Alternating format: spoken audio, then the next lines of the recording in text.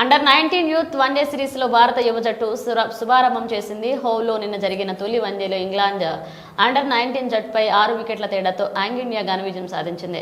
Opener Vaibhav Suryavanshi ఆడిన మెరుపు innings ఈ విజయంతో కీలక పాత్ర పోషించింది. కేవలం 19 బంతుల్లో 3 ఫోర్లు 5 సిక్సర్లతో 48 పరుగులు బాది టీమిండియా విజయానికి బలమైన పునాది వేశాడు.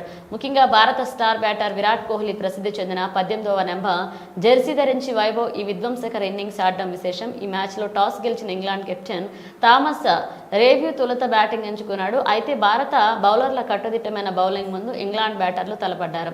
ఇంగ్లాండ్ దిగ్గజ ఆల్రౌండర్ ఆండ్రూ ఫ్లింటాప్ కుమారుడు రాకీ ఫ్లింటాప్ నిలకడగా ఆడి అర్ధశతకంతో ఆకట్టుకున్నాడు.